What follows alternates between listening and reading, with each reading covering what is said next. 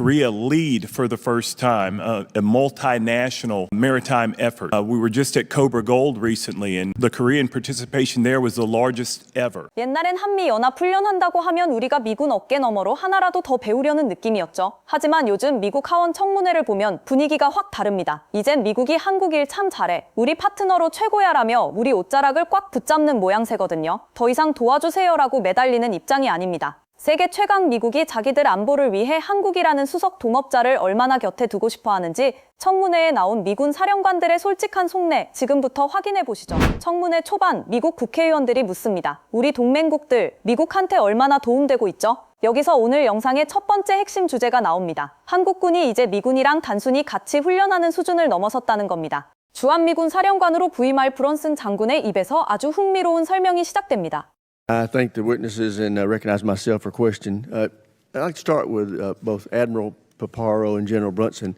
Would you each of you take a couple of minutes and share with us how you see our partners in the Indo-Pacific supporting U.S. security interest in the region? Start with you, Admiral. Morning, Chairman. First, indispensable to our success in the theater in deterring conflict, and most supportive just in the expansion of our exercise programs, the expansion of our more creative solutions on access basing and overflight. An example is Balakatan presently right now. It's the premier exercise for the mutual defense of the Philippines. It means shoulder to shoulder.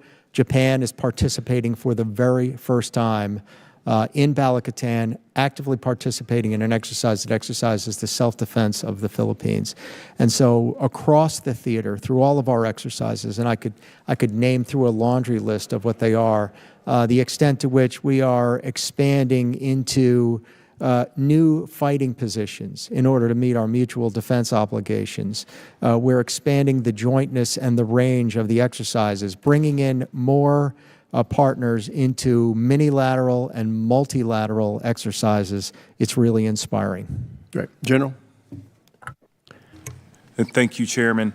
I would say much the same, but what I would add to that is their continued modernization of their forces allow us to do other things. And as you know, with OPCON transfer, what we're looking at is maybe taking a look westward while also providing critical but more limited support to the North Korea mission. And I think we're able to do that as these forces continue to modernize and act in partnership with other nations within the region to participate in exercises. RIMPAC, which is coming up soon, will see Korea lead for the first time a multinational maritime effort. We were just at Cobra Gold recently, and the Korean participation there was the largest ever. And as we continue to open ourselves up to these multilateral opportunities that exist across the region, I think that makes things better for us in terms of human, procedural, and technological interoperability, which is absolutely necessary to maintain the peace in the region. Great. Thank you.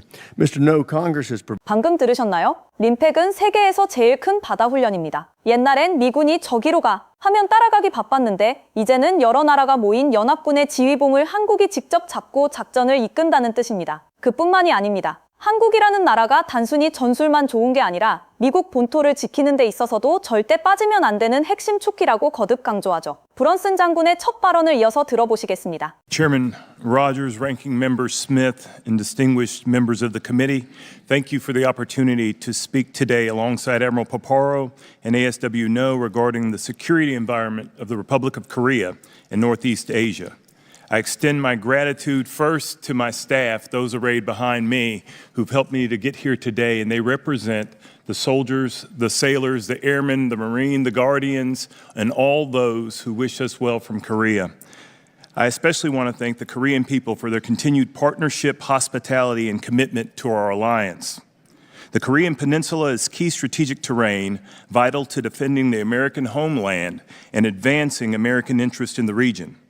Our forces in Korea are modernizing to address rapidly evolving strategic dilemmas. And that's why my focus remains strictly on capabilities over numbers. While our presence is a baseline, it's imperative that we maintain focus on the precise capabilities that must be resident on the peninsula.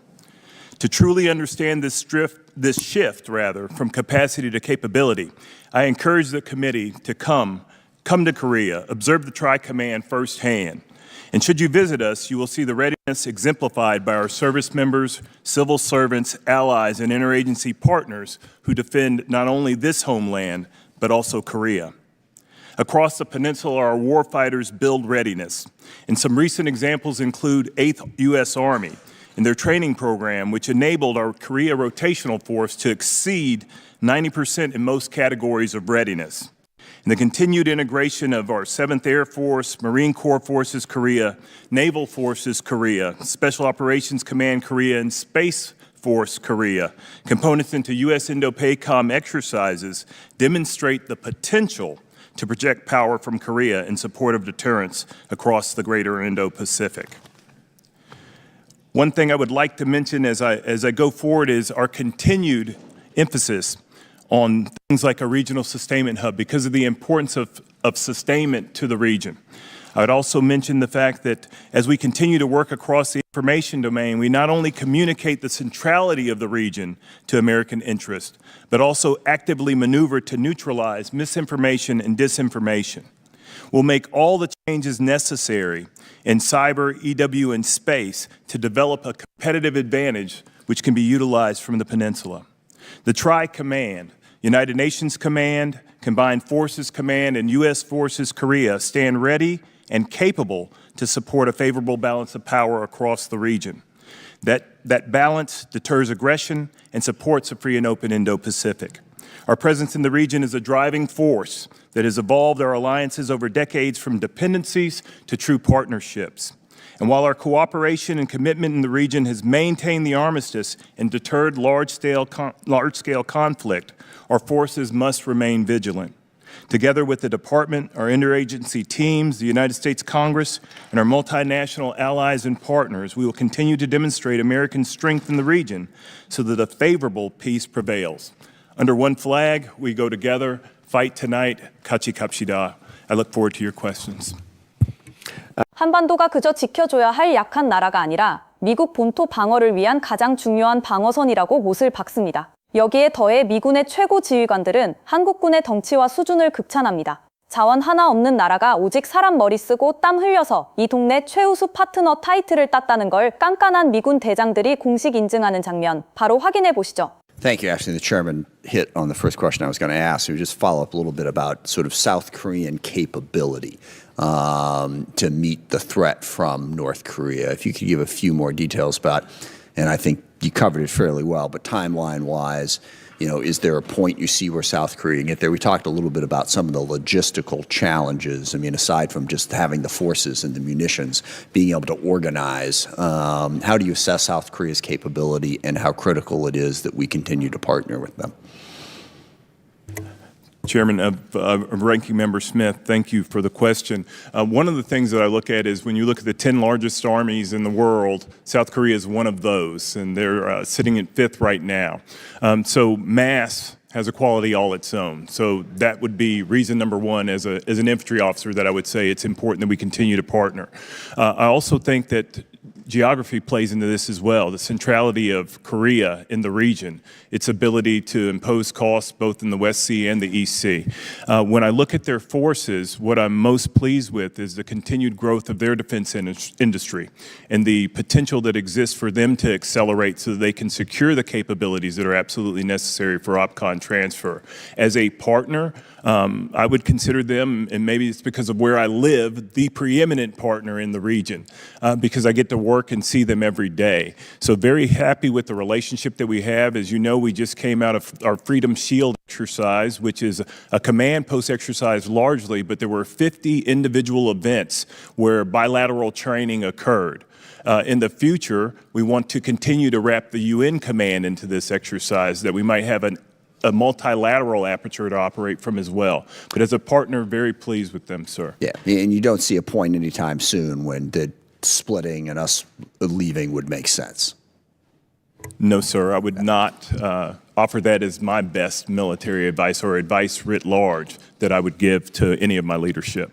이쯤 되면 당연히 이런 질문이 나오겠죠. 여기서 영상의 두 번째 핵심 주제가 등장합니다. 한국군이 저렇게 세졌고 다국적 군대 지휘까지 할 정도면 이제 굳이 미군이 한국에 있을 필요 없는 거 아냐? 짐 싸서 집에 가도 되는 거 아냐? 하지만 영상에서 보셨듯 브런슨 장군의 대답은 1초 컷이었습니다. 절대 안 나갑니다라고 말이죠. 왜 방을 못 뺄까요? 한국이 이렇게 강해졌는데도 미군이 한국을 떠날 수 없는 이유. 바로 위층에서 수시로 미사일 쏘며 선을 넘는 북한 때문입니다. 게다가 요즘 북한은 러시아랑 엮이면서 아주 위험한 짓거리를 꾸미고 있죠. 청문회에서도 이 심각성을 아주 비중 있게 다룹니다. Island chain. While China is our pacing challenge, North Korea remains a persistent threat and cannot be ignored. North Korea forces are gaining real-world combat experience fighting for Vladimir Putin against Ukraine. In return, Putin is giving Kim advanced technologies to greatly enhance his military capabilities. North Korea's advancing cyber, nuclear, and missile arsenals threaten both South Korea and the U.S. homeland. Therefore, I'm encouraged that South Korea is demonstrating a clear commitment to taking on significantly greater responsibility for its own defense. But that progress must not be undermined by a premature reduction of U.S. forces from the peninsula or a premature transition of wartime operational control. I want to thank our witnesses for being here and their service to our nation. I look forward to hearing how we can work together to ensure our warfighters have what they need to maintain stability and deterrence in the Indo-Pacific. With that, I yield to my friend, the ranking member, for any opening statement he may have. Thank you, Mr. Chairman. Clearly, the Indo-Pacific and the Korean Peninsula are crucial to our national security and to peace and stability across the globe. I thank our witnesses for being here, and I thank them for their leadership in helping us meet that challenge. And I substantially agree with the Chairman's comments. One key to this is us maintaining a significant deterrent capability in the region, a capability that enables us to deter China from making any aggressive moves in the region and also to deter North Korea. Certainly a key part of that is the strength of our defenses, but I think an even bigger part of that is what the chairman mentioned at the end of his remarks, and that is the system of partners and alliances in the region that have been so crucial and that had been moving in a positive direction as they saw the threat from China and wanted our help. We need to maintain those relationships. We need to let those folks know that we are there and they can depend on us and that the United States is, in fact, a partner that they can rely on. So I'd be very curious to hear from our witnesses how those relationships are going moving forward. Certainly a key part of this is also what the chairman referenced. We have to make Taiwan as strong as possible to deter China from thinking that they can reunify by force. That is to be a cornerstone of our policy. Yes, it is a one China policy, but it will never be reunified by force. The absolute key to that is making sure that Taiwan is strong enough to deter China from thinking that they can successfully carry out that operation. Certainly, the same is true when it comes to deterring North Korea. They threaten South Korea, but they threaten the region, and as the chairman has alluded to, given their involvement in Ukraine, they also are working more and more closely with China, with Russia, with Iran, as part of that group that is threatening our interests in a bunch of different places. So we need to deter them. I do believe that the bilateral relationship between China and the U.S. is the— Thank you. General Brunson, as we're all aware, North Korea is continuing to develop and test new weapon systems, including the unveiling of a new submarine platform, escalating activity around their nuclear development sites, and, of course, Sunday's ballistic missile test. How have these test developments impacted your command?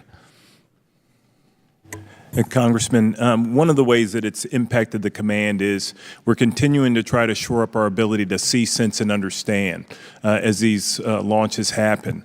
Over the past year, or really since January of 2025, there have been 61 total launches. 37 of those have been cruise missiles, and I believe 23 have been other ballistic forms that they've shot. And I would suffice it to say that what we're also trying to do is ensure that the trilateral cooperation in terms of integrated air and missile defense and ballistic missile defense is continuing to stay sharp. And so what we really want to try to do in the future, you heard Admiral Paparo mention C5ISRT. That's both blue and green as we look at the red. And so what we want to do is try to ensure that these pathways that connect us together with our allies in the region are absolutely sound in the event that they become degraded over time. How concerned are you about the increased cooperation between North Korea, Russia, and China? We talk about the axis of evil. Iran seemed to be part of that. No one seems to be rushing too fast in their defense, but how has that also impacted your calculations?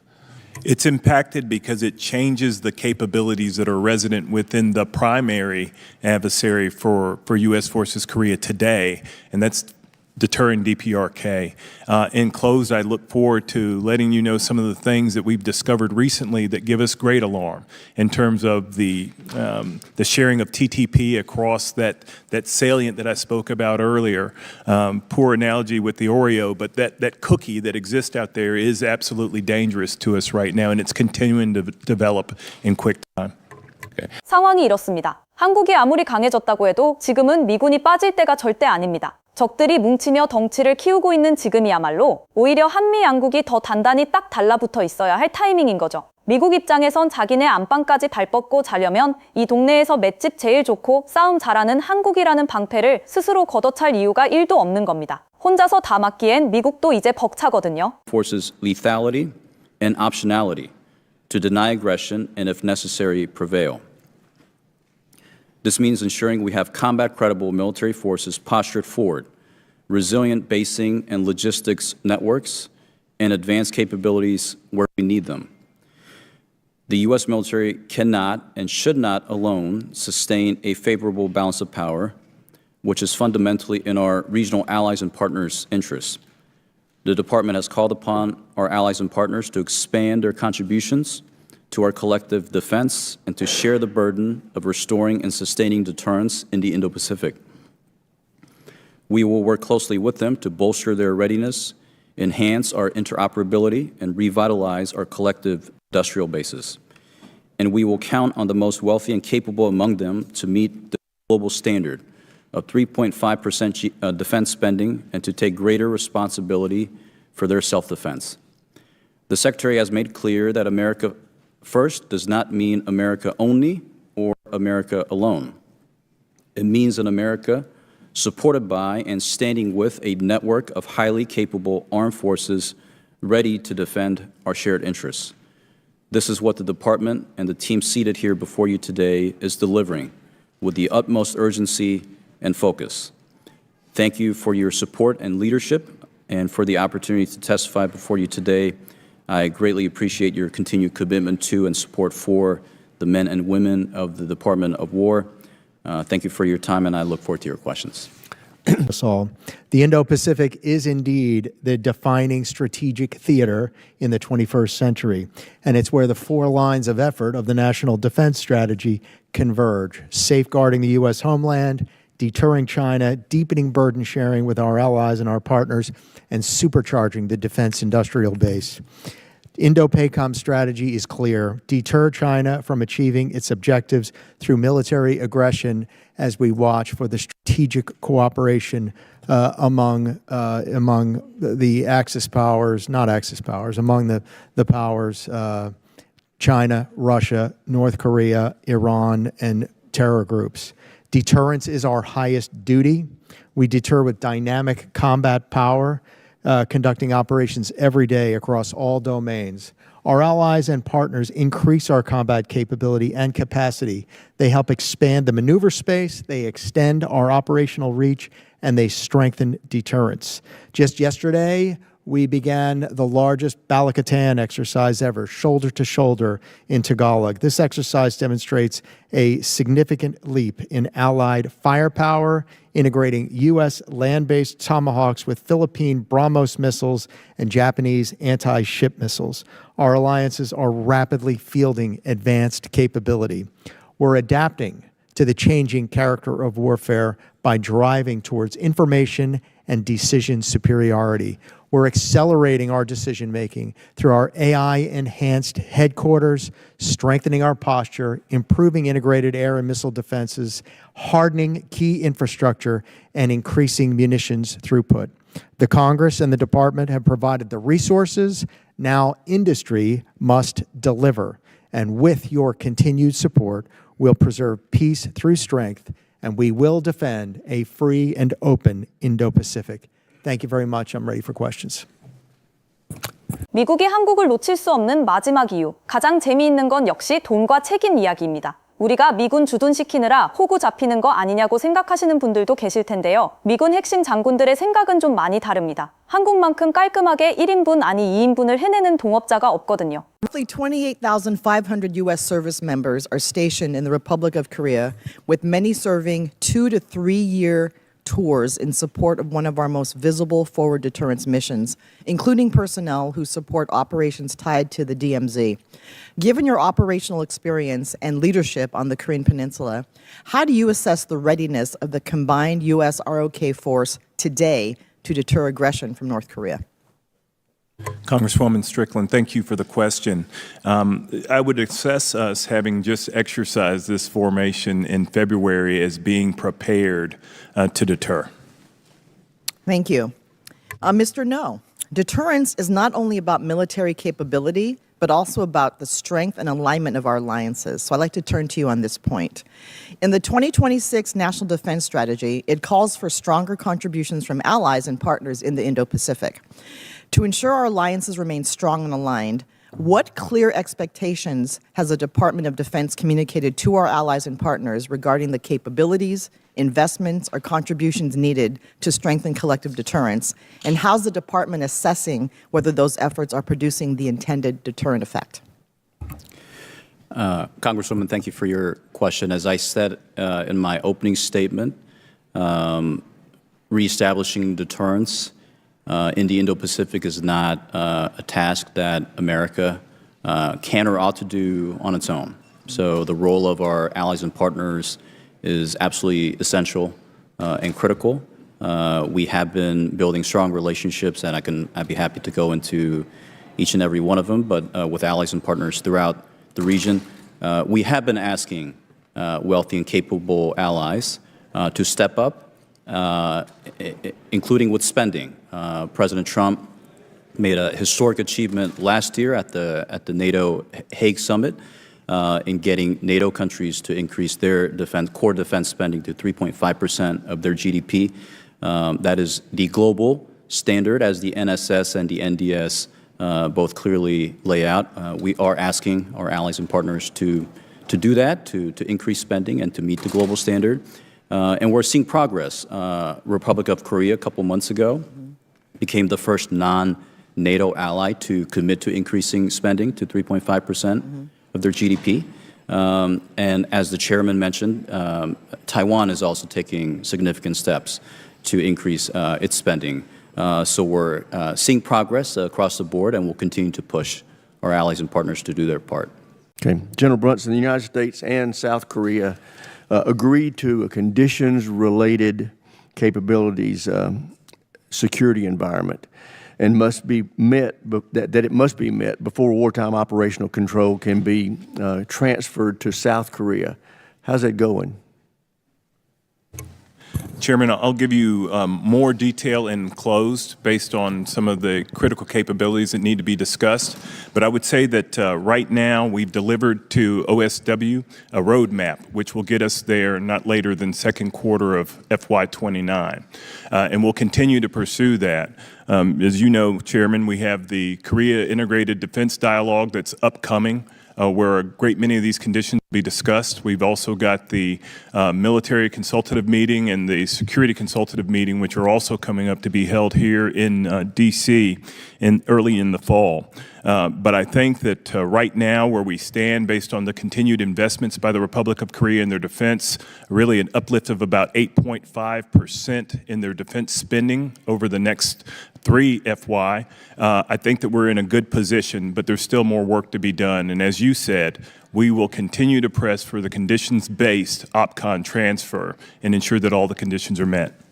And that's the point I hope that we keep in the fore of our mind, is that until those conditions are met, we do not need to be premature in transferring that operational control. With that, I yield. 방금 영상에서 다룬 내용이 바로 요즘 뜨거운 주제인 전시작 전통제권, 전자권 이야기입니다. 사실 요즘 많은 시청자분들이 이런 말씀을 하십니다. 우리 군대가 세계 5위고 림팩 같은 거대한 다국적 훈련도 지휘할 정도로 체급이 엄청나게 커졌는데 왜 전쟁 지휘권은 아직도 미군이 쥐고 있냐? 당장 내놔라고 말이죠. 현재 한국의 위상을 생각하면 아주 자연스러운 반응입니다. 우리 군대가 이렇게 강하고 일도 잘하는데 왜 지휘봉을 여전히 미국이 쥐고 있냐는 자주국방에 대한 강한 자부심과 아쉬움이 섞여 있는 겁니다. 실제로 이번 청문회에서도 이 전자권 전환 문제가 아주 중요하게 다뤄졌습니다. 여기서 브런슨 장군은 한국이 전자권을 넘겨받기 위해 필요한 군사적 능력과 조건들을 아주 훌륭하고 빠르게 채워나가고 있다고 높게 평가했습니다. 다만 미국의 공식 입장은 이렇습니다. 한국이 뛰어난 파트너인 것은 맞지만 북한과 러시아의 밀착 등 위협이 갈수록 심각해지고 있으니 조건이 완벽하게 갖춰질 때까지는 성급하게 지휘권을 넘기면 안 된다며 신중한 태도를 유지하고 있죠.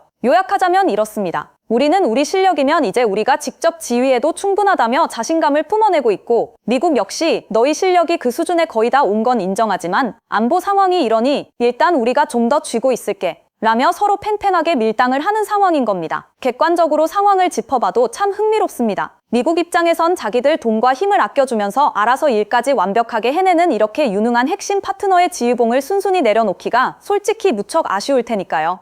방위비 문제에 있어서도 한국은 아주 합리적이고 확실하게 자기 몫을 하고 있습니다. 미군 사령관의 입에서 직접 이건 축복이다라는 말이 나올 정도니까요. 마지막으로 청문회의 대미를 장식하는 브런슨 장군의 발언. 한국이 얼마나 알짜배기 파트너인지 직접 들어보시죠. Congressman, thank you for the question, and this I can't answer right now. And I would tell you that what we have in a model ally in Korea is simply this. About 20% of the cost of stationing forces forward is borne by the Koreans. And that through the Special Measures Agreement, which takes into account about $500 million in terms of what would be MILCON that the Department of War would have to bear, which they don't have to bear because that's paid for by the Korean, the Iraq-funded construction.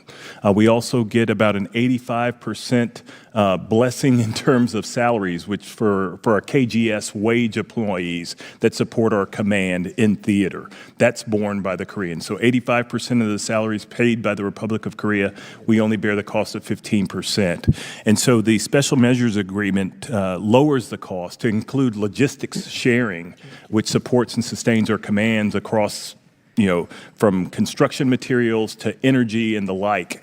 So the forces that are stationed are well positioned at less cost than others who are placed forward to OCONUS.